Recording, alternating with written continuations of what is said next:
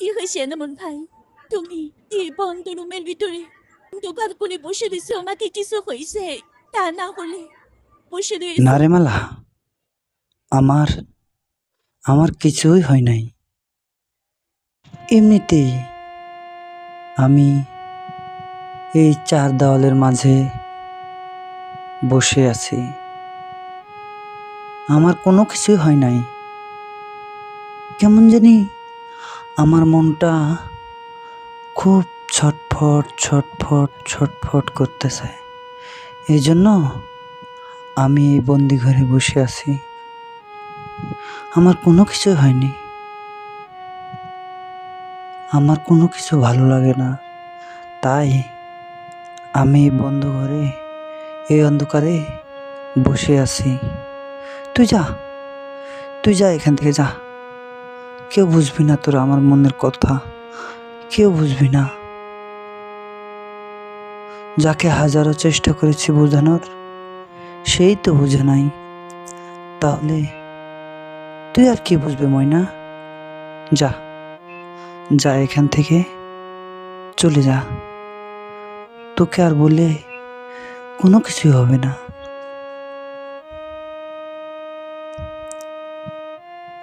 তাহলে শুনবি সে কথা? শোন, আমি একটা মেয়েকে সবচেয়ে বেশি ভালোবাসি, আমার জীবনের থেকে অনেক বেশি।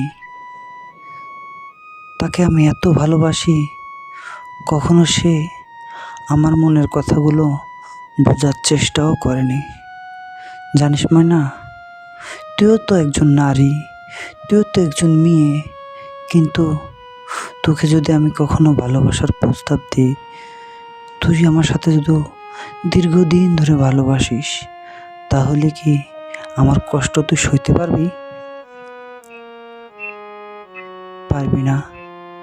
কিন্তু আমার হাজারো কষ্ট হলেও আমি সইতে পারি।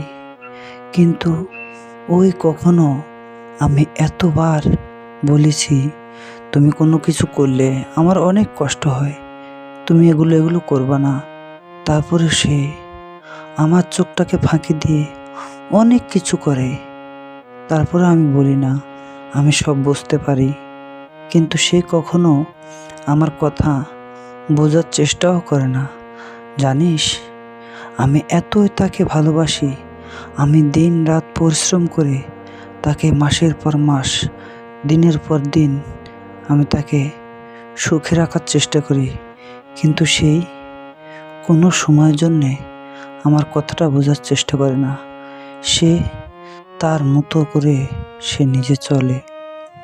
জানিস, আরও অনেক কথা, এটা তো তোকে শুধু বললাম। আমার মনে অনেক কষ্ট রে, যা তোদেরকে আমি বলে বোঝাতে পারবো না।